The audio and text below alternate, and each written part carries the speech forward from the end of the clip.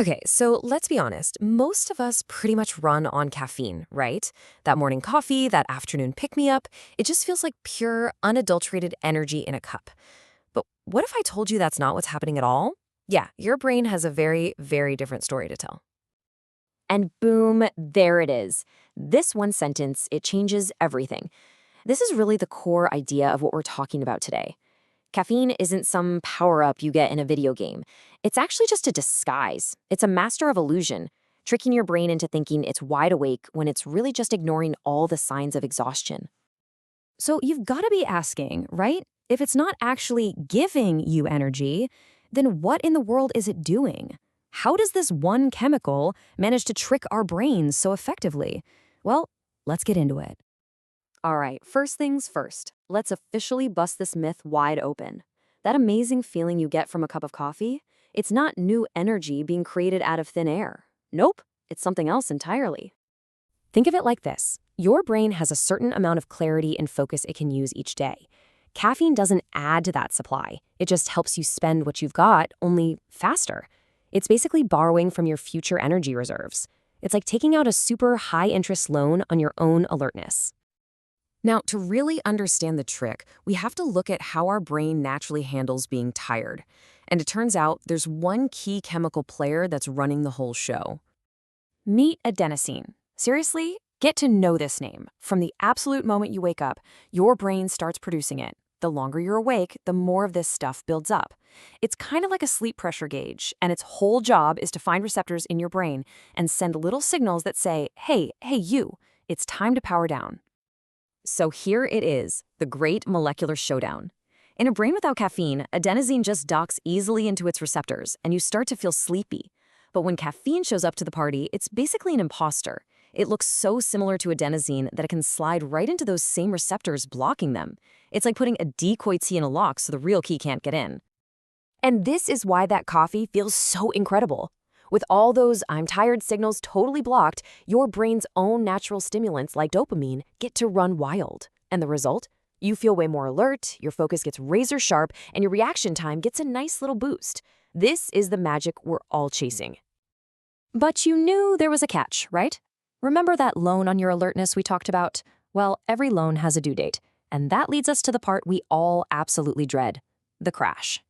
See, while caffeine is busy playing bodyguard for those receptors, your brain doesn't just stop making adenosine. Oh no, it just keeps building up and up in the background, kind of forming a really long line, just waiting for those receptors to finally open up again.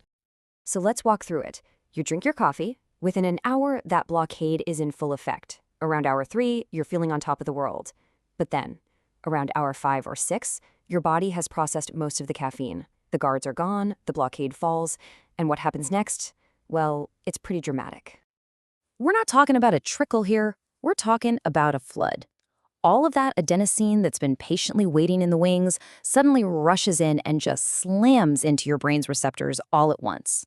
The entire fatigue of the whole morning hits you like a tidal wave. And that, right there, is what the infamous afternoon crash really is. It isn't some sudden loss of energy. It's your brain finally getting hit with all these slow down messages it's been ignoring for hours.